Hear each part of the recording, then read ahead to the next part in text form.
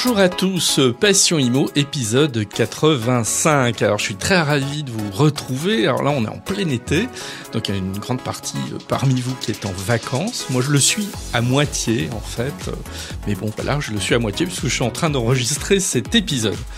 Alors, on va parler aujourd'hui d'un sujet qui est assez peu connu, le co-living, qu'on confond souvent avec la colocation, or ça n'a rien à voir. Alors, on connaît assez peu le co-living en France pour une bonne raison, c'est qu'en fait, on est assez en retard par rapport au reste de l'Europe et du monde sur cette question-là. Et doucement, c'est en train de révolutionner le logement, en fait, la conception qu'on peut avoir du logement. On va en parler de manière assez complète avec mon invité Julien Morville. Avant toute chose, j'aimerais vous parler de la série Fiscalité immobilière de l'été qui démarre très prochainement. Alors, je vous rappelle ce que va être cette série de l'été. 5 épisodes qui vont être exclusivement consacrés à la fiscalité immobilière et plutôt intéressant les investisseurs, pas que, mais quand même principalement destinés aux investisseurs. Le premier épisode, c'est le 29 juillet, donc en fait la semaine prochaine. Et ensuite, c'est une série qui va se dérouler tout au long de l'été, pendant le mois d'août en particulier. Et surtout, à la mi-septembre, il y aura un e-book qui clôturera l'ensemble de ces épisodes. Un e-book qui va s'intituler « L'essentiel de la fiscalité immobilière ». Voilà, alors en fait, il reprendra l'ensemble des éléments sous forme écrite. Donc, ce qui permettra d'en laisser une trace. Et surtout, ce que je vous permets, c'est dès maintenant, vous pouvez vous inscrire gratuitement pour recevoir vers la mi-septembre, dès qu'il paraîtra, vous pourrez recevoir en fait cet e-book sur votre adresse email et comme ça vous aurez une synthèse écrite de la sorte. Si vous n'avez pas pu suivre les épisodes, vous aurez quand même cette synthèse des épisodes sous forme écrite. Puis si vous les avez suivis, vous aurez une trace écrite de tout ça. Et puis vous verrez, ça sera assez pratique sous forme de fiches, etc., qui vous donneront des éléments de réflexion concernant votre fiscalité immobilière. Il y a un lien dans les notes de l'épisode qui vous permet d'aller vous inscrire, j'insiste bien, gratuitement pour obtenir ce livre électronique. Alors maintenant, le co-living, puisque c'est notre sujet quand même, c'est quoi déjà le co-living ? Alors le co-living, c'est apparu aux États-Unis il y a 25 ans environ. C'est de l'habitat partagé. Alors on se dit, oui, mais de l'habitat partagé, on connaît, il y a la colocation. Ouais, c'est pas tout à fait la même chose. Colocation, on partage un même appartement à plusieurs. Le co-living, c'est pas ça.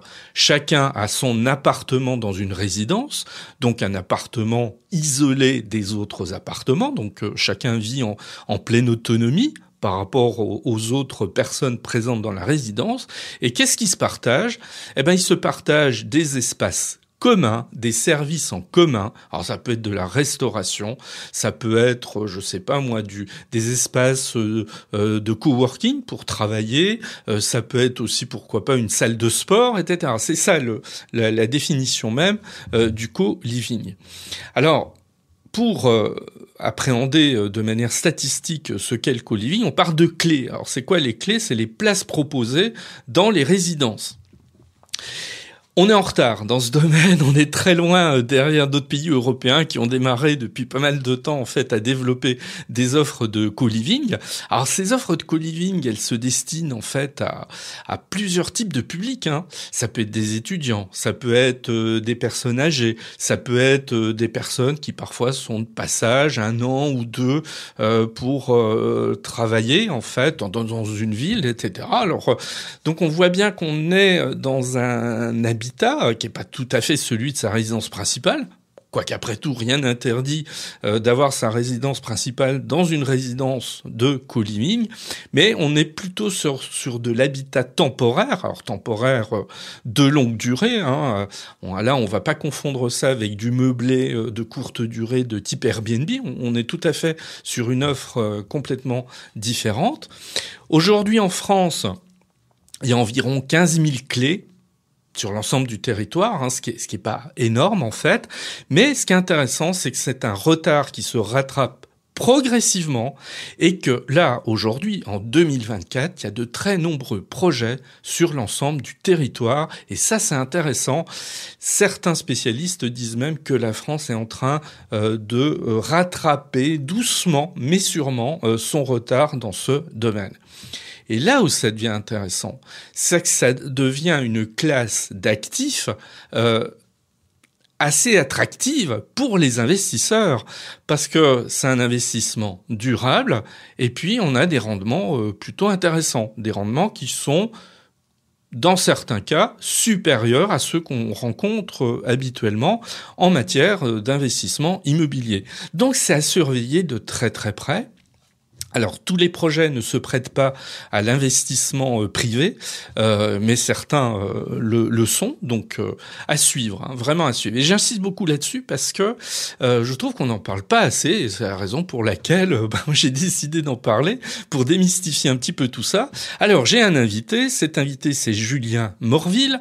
Julien Morville, il a 37 ans, c'est un des deux cofondateurs d'une société qui s'appelle Sharys, qui fait du co-living. Sharys, c'est une société qui a été fondée il y a un peu plus de 7 ans, avec un de ses copains de prépa, hein, comme quoi être copain pendant ses études, ça peut avoir un intérêt pour la suite. Et Sharys est un des pionniers sur le marché français, bah oui, 7 ans de recul. Donc c'est extrêmement intéressant d'avoir son point de vue. Il va nous expliquer les projets en route, comment ça se finance, qu'est-ce qu'on offre véritablement, à qui ça se destine. On va vraiment expliquer le co-living de A à Z grâce à Julien Morville. Et Sharys, c'est une société qui est en plein développement, puisque il y a actuellement 1500 clés en développement. Donc on voit que par rapport à ce qui se propose sur l'ensemble du territoire, Sharys à son poids quand même sur l'ensemble, et avec l'idée de développer 5000 clés sous 5 ans, ce qui est quand même un projet relativement ambitieux. Eh bien voilà, j'ai présenté assez rapidement le programme en fait, et surtout on va écouter mon invité Julien Morville qui va nous parler assez abondamment et précisément du co-living. Alors Passion Immo épisode 85, c'est parti.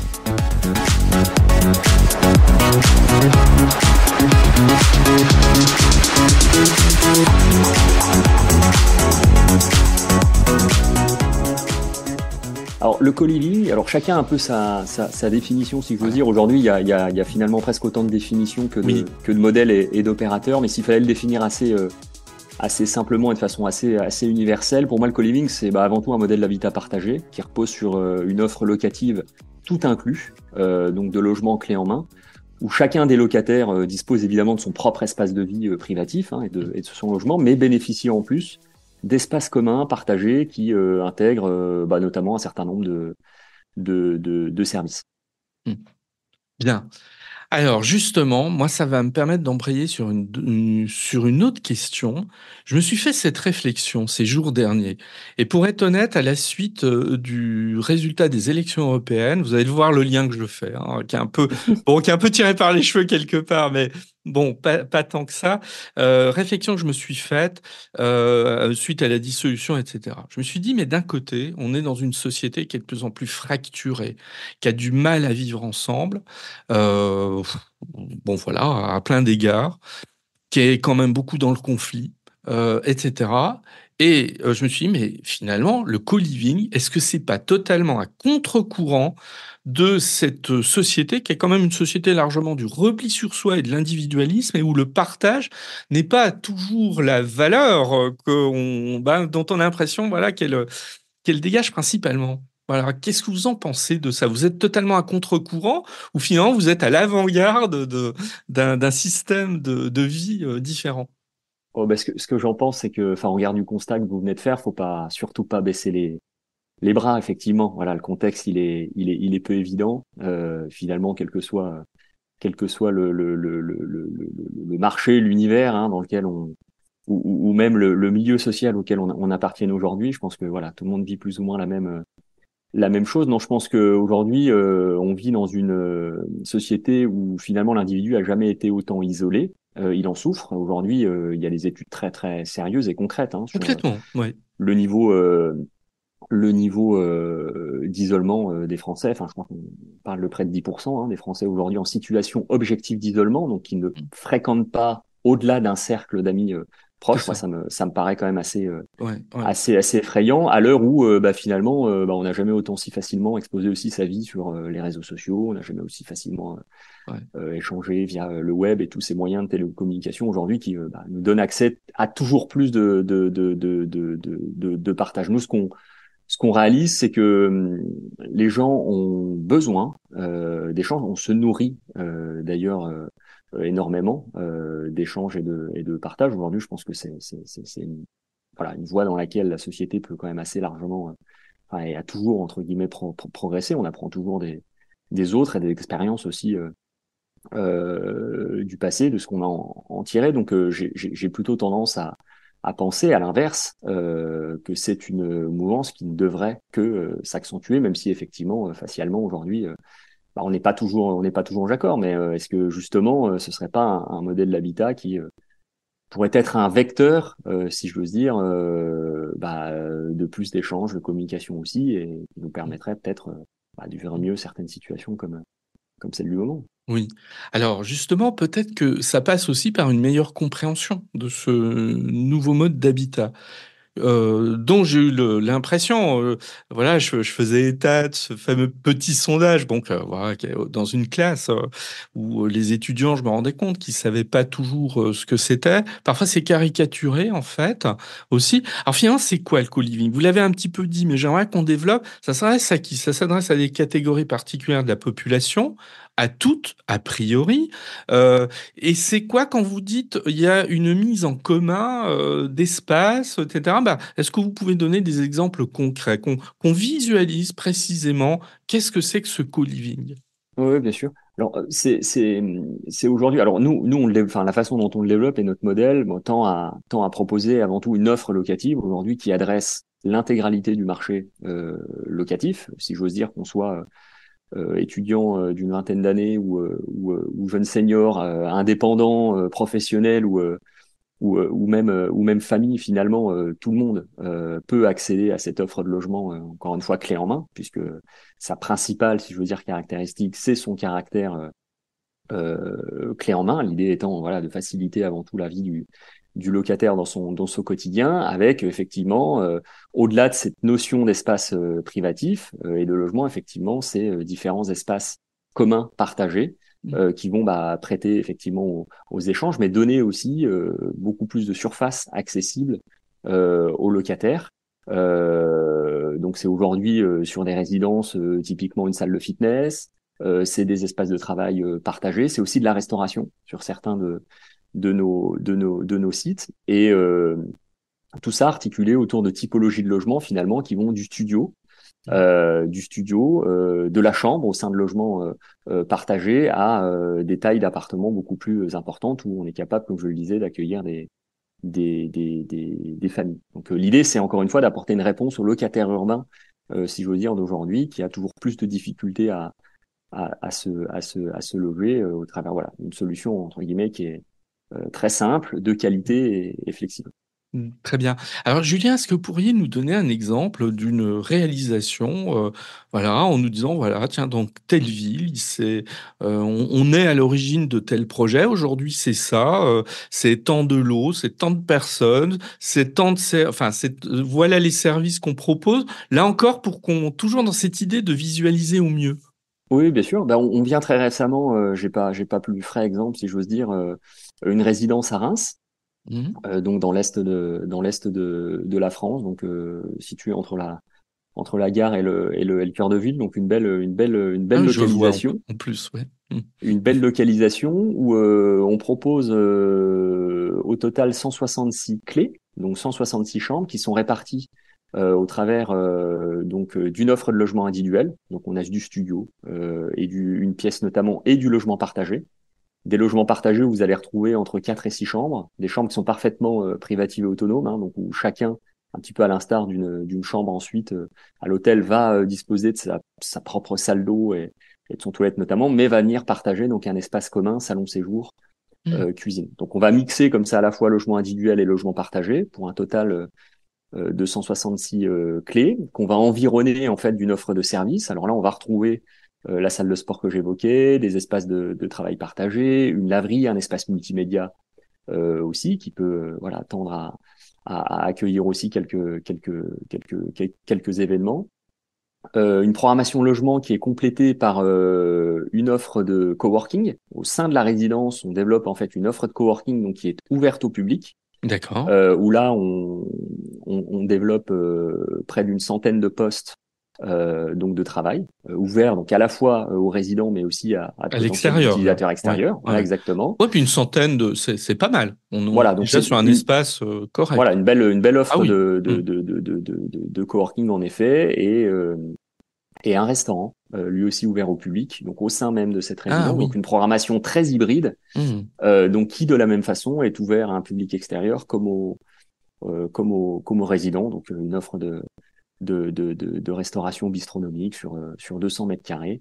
Hmm. Voilà, et la résidence, on l'a livrée il y a maintenant quelques semaines sur la partie logement et les espaces de travail sont en cours de commercialisation. Le restaurant, lui, ouvrira dès la rentrée de septembre. D'accord. Et par exemple, là, sur Reims, donc comme ça, on a un exemple concret, vivant et récent. C'est occupé par qui ces 160 environ clés? Qui Alors, les occupe principalement? Des étudiants plutôt ou d'autres alors, types de... alors c'est vrai qu'aujourd'hui, si j'évoquais un panel d'utilisateurs extrêmement large dans les faits, puisque aujourd'hui, enfin, enfin, dans les infos, on a voilà un plus jeune locataire qui doit avoir autour de 20 ans, un plus âgé qui a quand même près de 80 ans.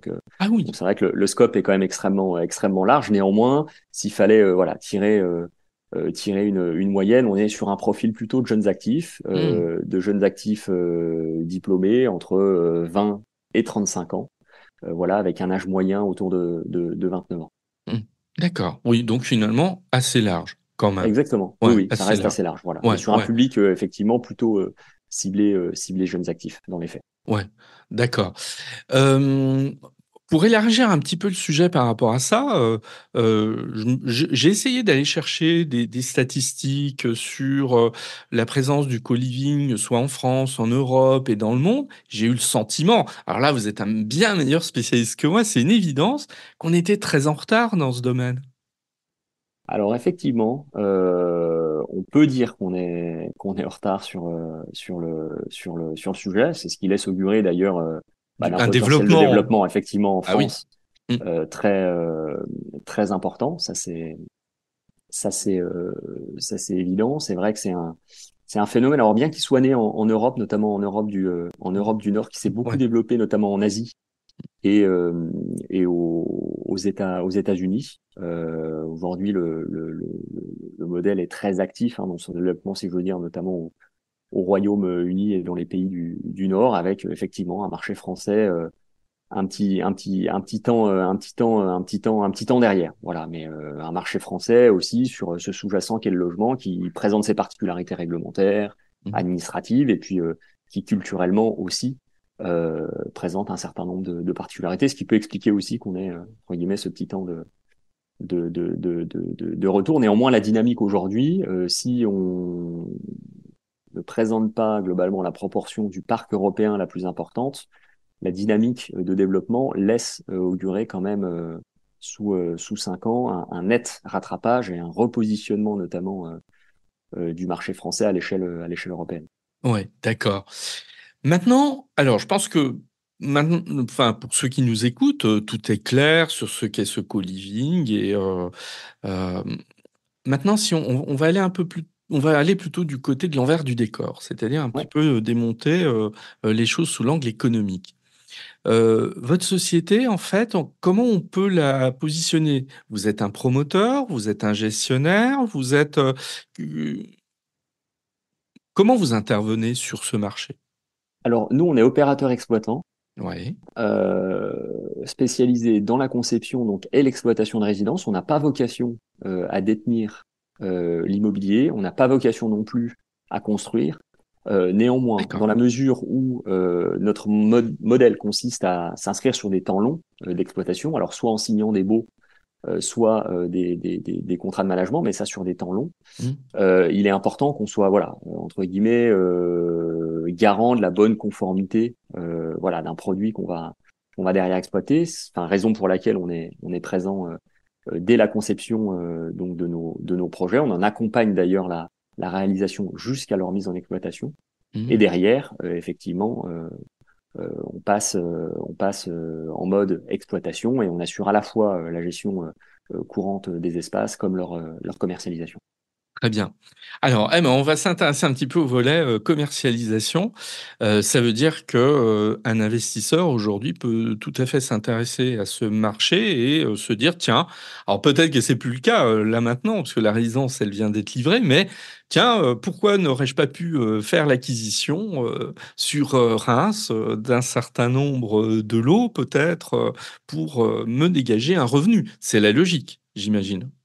Oui, c'est la logique, avec une particularité dans le modèle de Cheris qui est celle de travailler aux côtés d'investisseurs plutôt institutionnels, puisqu'on travaille en fait sur des volumes, enfin des tailles de résidences qui sont relativement importantes, donc qui représentent des volumes d'investissement qui le sont tout autant. Donc c'est aujourd'hui effectivement un marché côté investissement, si je veux dire, qui est plutôt voilà, réservé à des profils d'investisseurs de taille plutôt importante. Alors lesquels, par exemple?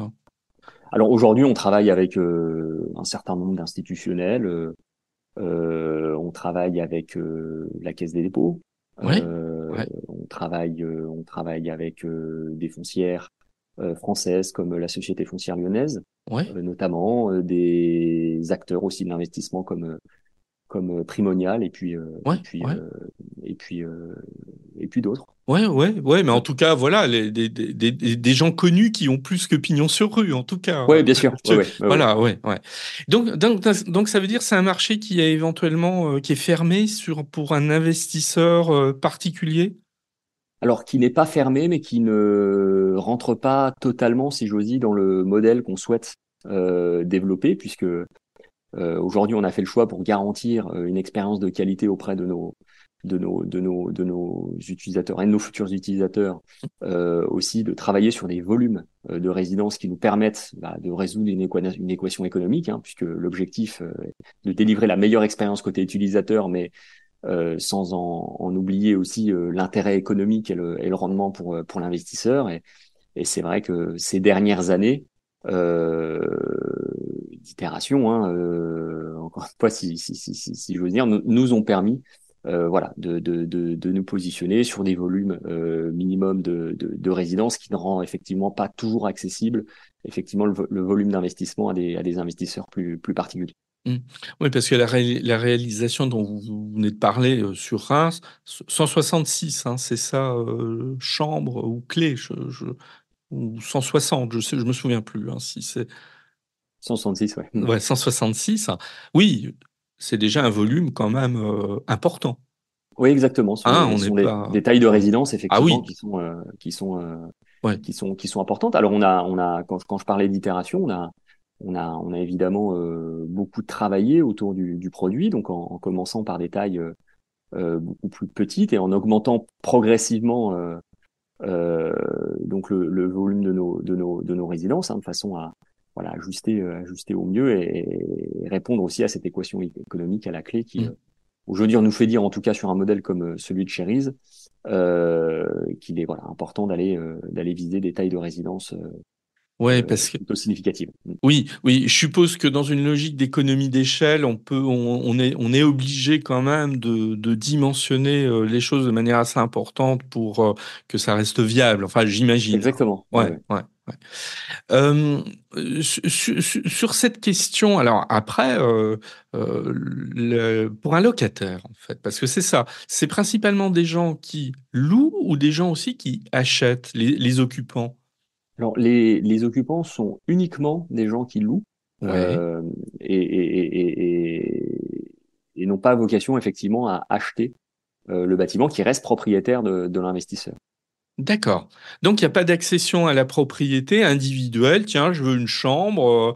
Quand vous... Non, ça, c'est pas possible, en Non, fait. non, ça, en tout Ah, cas, ça n'a pas encore été effectivement oui. envisagé à ce stade. Mais, On est mais, vraiment sur une offre locative. ouais, ok. Parce que ça pourrait, hein. On a des formules de co-living qui vont dans ce sens, hein, si je me Oui, trompe pas. Ouais. Mm. oui, oui. D'ailleurs, c'est un mouvement qui est né de ce qu'on appelait, j'évoquais les pays nordiques. Je crois que c'est au Danemark notamment que ça s'est beaucoup développé dans les années 80 au travers du modèle de co-housing en fait, hein, qui était un modèle d'accession partagée à la propriété, voilà, qui aujourd'hui s'applique plutôt au marché locatif, mais qui effectivement au départ émane plutôt du marché de l'accession. Donc, enfin, votre remarque, elle est intéressante et pourquoi pas Ouais. envisager demain effectivement donner aussi euh,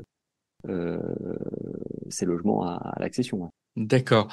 Et une dernière question avant J'ai une autre question après. Ces locataires, ils louent plus cher qu'ailleurs, je suppose, compte tenu du service qui est. C'est quoi le différentiel sur des prix de location plus classiques? Alors, c'est vrai qu'il est toujours difficile de comparer finalement Ah oui. l'offre du marché traditionnel à l'offre qu'on propose, ne serait-ce que de par son caractère packagé. Hein. Donc, Mm. dans l'offre locative, ça inclut notamment l'ensemble des abonnements, consommation, Internet évidemment, le Ah oui. ménage, le Mm. linge de maison, donc Ah oui. Mm. voilà, jusqu'à la fourniture des produits ménagers du quotidien. Donc, on est sur une offre quasi hôtelière avec Mm. l'accès aussi à ces différents services qui sont Mm. intégrés dans l'offre. Donc c'est vrai que c'est toujours difficile à périmètre comparable de vraiment établir une comparaison. L'objectif néanmoins qu'on a, c'est de se positionner au budget logement de la zone. Donc quand on s'installe sur un marché, se poser la question de savoir finalement combien vous coûte en termes de budget ce logement qui évidemment, ce budget n'est pas uniquement constitué de votre loyer et de ses charges, mais il y a aussi un certain nombre de coûts associés derrière, Bien qu'on sûr. inclut d'ailleurs Ouais. en grande partie. J'ai évoqué les abonnements, consommation, la fiscalité, etc.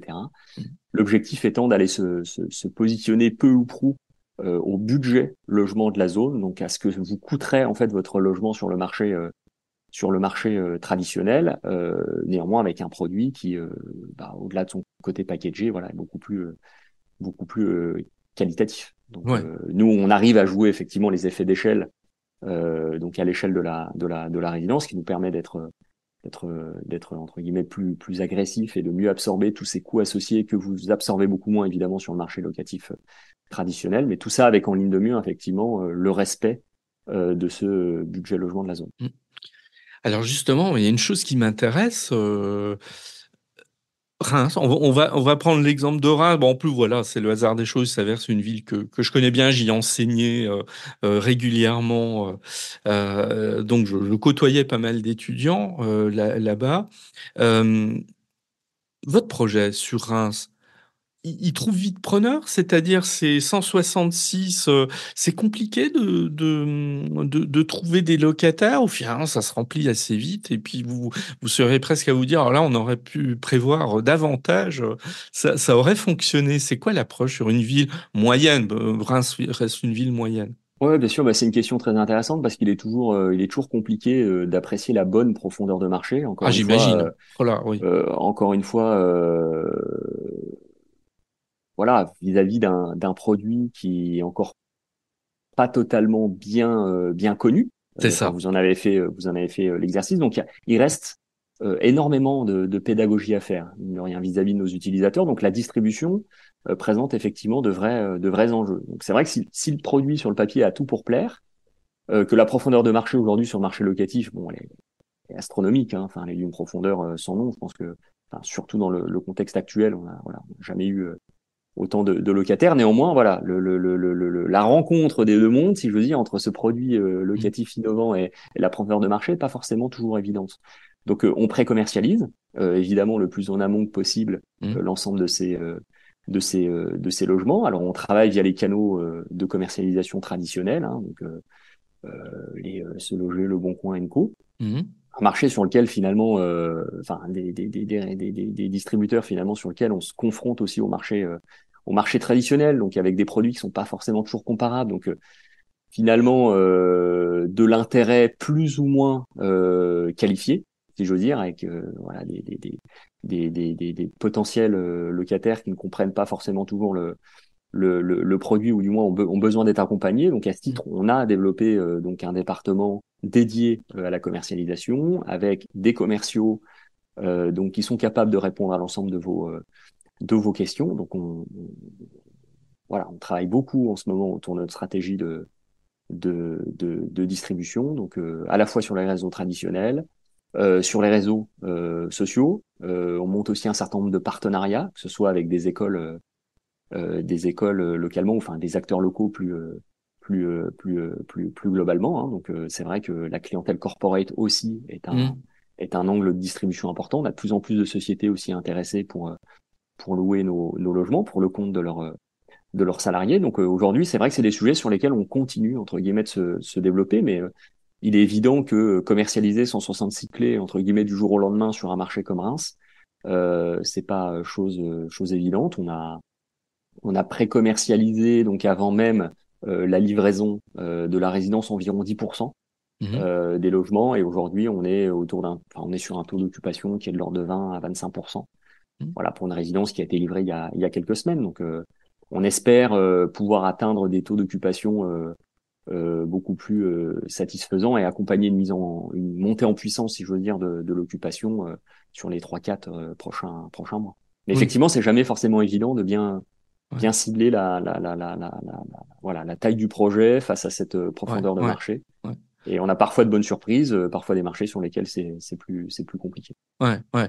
Non, mais c'est vrai, oui, oui, je prends conscience de ce qu'est la difficulté d'aller sur un marché où on a peu d'antériorité et on a une connaissance, en fait, assez faible de ce que souhaite le client, de l'exigence, du niveau de prix qu'il est prêt à mettre, etc. Enfin, je suppose au fur et à mesure, quand même, des années, vous arrivez quand même à affiner cette approche, mais ça n'a pas dû être simple quand, il y a 7 ans, hein, je crois que c'est il y a 7 ans, Oui, hein, bien vous sûr. avez Ouais.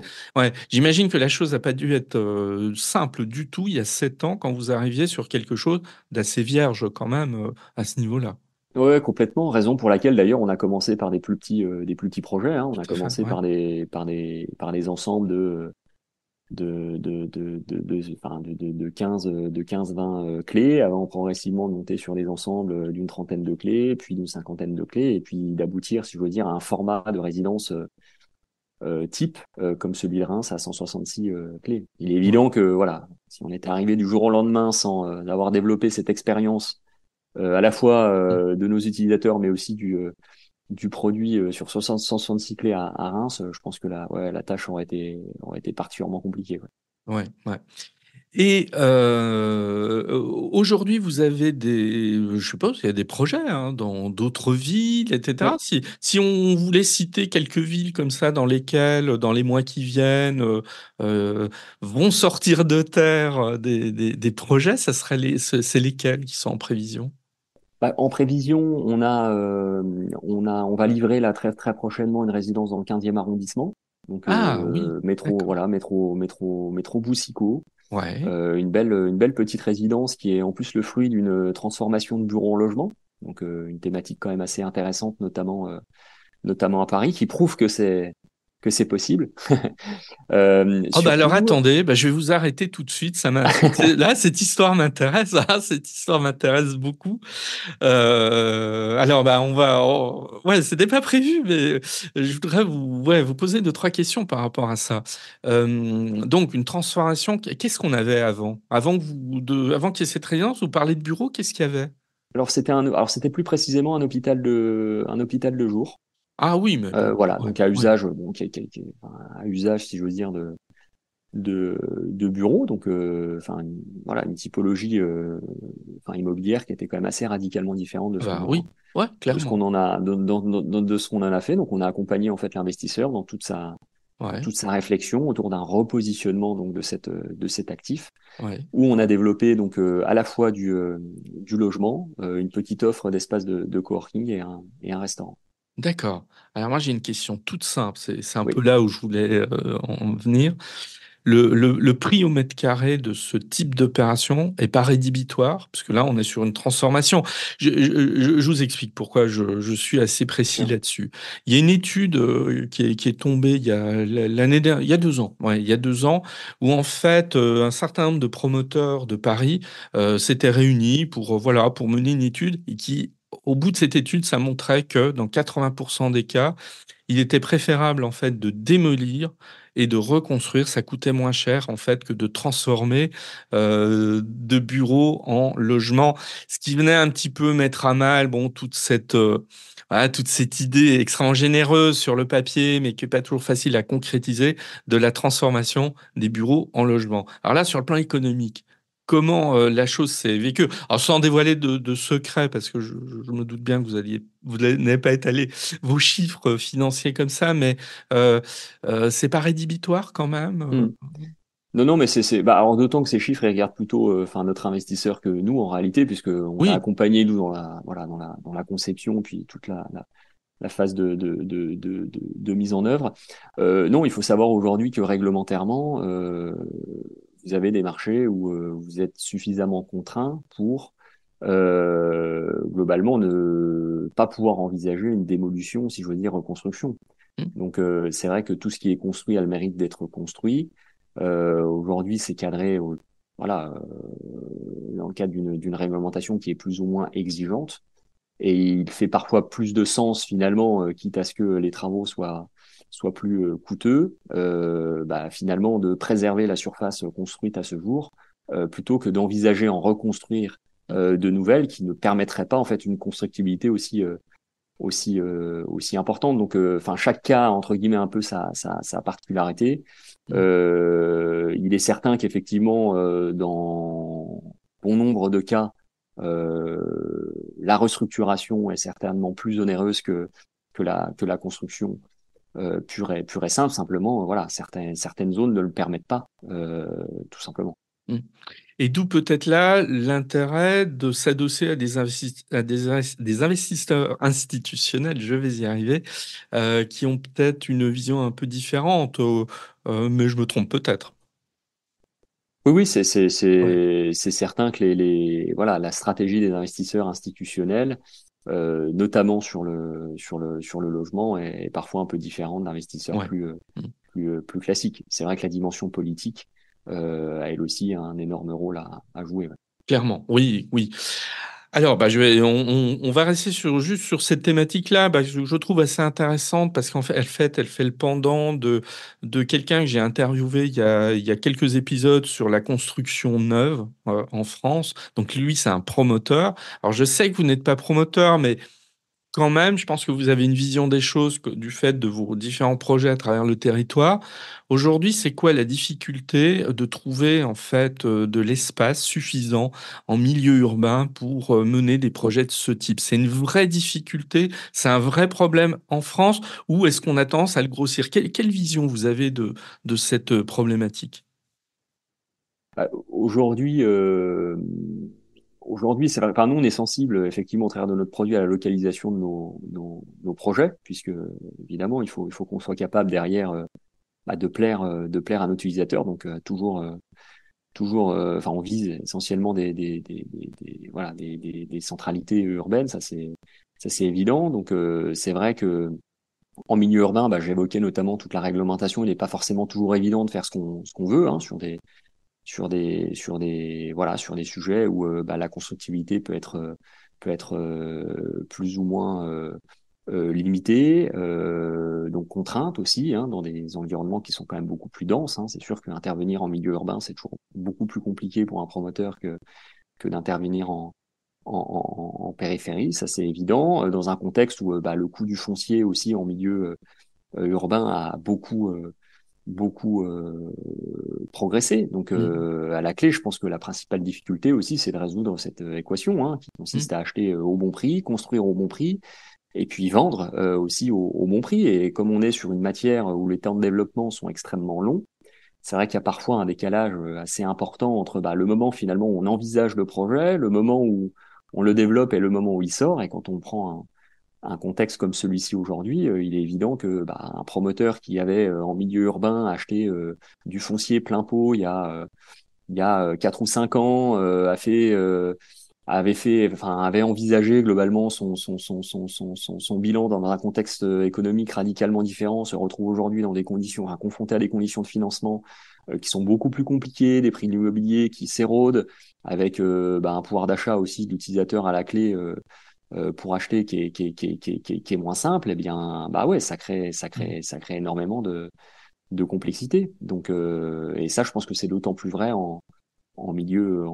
urbain. Voilà, des milieux qui sont en plus de ça réglementairement beaucoup plus protégés finalement que la périphérie. Ouais. Mais donc vous rencontrez cette difficulté, en tout cas. Oui, c'est sûr qu'on vous êtes comme les autres. On est moins souvent effectivement amené à étudier des sujets d'envergure entre guillemets en plein cœur de ville, bien que j'évoquais la transformation. Ce sont des sujets quand même qu'on observe de plus en plus et on parlait notamment de potentiel, des ouvertures à venir. On travaille notamment un sujet très très intéressant à Montreuil en ce moment, en plein cœur de ville, qui est là aussi l'objet d'une restructuration d'anciennes tours de bureaux, et ça en milieu urbain sur quasiment 10 000 mètres carrés. Donc, oui, quand même. On arrive effectivement aussi à développer des projets sur de l'hypercentre, mais effectivement c'est un peu plus rare puisque c'est contraignant aussi. Ouais, mais ça se passe quand même ça se passe quand même, ouais. Ouais, ça se passe quand même. Bon c'est bien, ça va nous permettre de terminer sur une note positive, parce que c'est vrai que comme on est souvent dans un pays un peu larmoyant très souvent, etc., ce qui est un peu dommage, mais je veux dire les quelques exemples que vous avez donnés montrent quand même qu'il se passe des choses extrêmement intéressante. Moi, c'est des projets que je ne connaissais pas. En tout cas, vous voyez, Reims, dans le 15e arrondissement, et là, ce que vous venez de citer pour terminer à Montreuil, ça montre qu'il y a quand même une activité là qui est plutôt vivace, inventive, etc. Donc, c'est plutôt très intéressant quand même. Bien. Julien, je vous remercie. Ça nous a permis de découvrir le co-living, dont je persiste à dire, en tout cas moins maintenant, quand on vous a écouté, qu'il n'est pas toujours reconnu à sa juste valeur et toujours auprès du grand public. Maintenant, ça sera plus le cas. On vous a entendu, on vous a écouté. Maintenant, on est devenus tous des experts en matière de co-living. Merci Julien. À bientôt. Merci beaucoup Eric. Au revoir. Cet épisode est terminé, donc merci à Julien Morville d'avoir détaillé avec nous le co-living. J'espère que ça vous a convaincu de l'intérêt. Et moi, je vous invite à regarder ce qui se passe dans vos régions si vous voulez investir en matière de co-living. Si vous voulez investir en immobilier dans les prochains mois, bien sûr, il y a des investissements plus traditionnels, mais celui-là, il mérite d'être regardé d'assez près. Alors, il n'y en a pas partout, évidemment, mais voilà, soyez attentifs.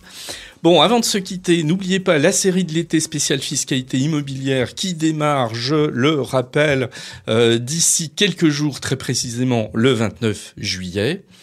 Vous pouvez vous inscrire pour recevoir l'essentiel de la fiscalité immobilière sur votre adresse mail en vous inscrivant grâce au lien qui figure dans les notes de l'épisode. Et dernière chose, ne loupez pas un épisode qui sera en fait l'épisode intermédiaire avant la série de l'été sur la fiscalité immobilière, qui va être investir en immobilier pour moins de 10 000 euros. Alors, vous allez dire, oui, c'est quoi encore ce délire? Comment on peut investir en 2024 pour moins de 10 000 euros? Je vous promets que c'est vrai, puis c'est pas, une espèce de titre accrocheur. Non, il y a une vraie réalité. Je vais recevoir Kylian. Kylian, il a 20 ans et il avait pas trop d'argent. Il a investi en immobilier pour moins de 10 000 euros. Alors, je vais pas dévoiler, ce que c'est pour l'instant. Il faudra écouter l'épisode. C'est pas un garage, en tout cas, parce qu'on se dit, oui, ça doit être une place de parking. Tu vas pas nous raconter n'importe quoi. Non, c'est pas une place de parking et son investissement est assez original, mais je vous donne juste rendez-vous en fait dans le prochain épisode pour découvrir ce dont il s'agit. Profitez de votre été, de vos vacances. Et puis si vous n'êtes pas en vacances, ça ne saurait tarder. Passion Immo, épisode 85. C'est fini. En tout cas, à très bientôt.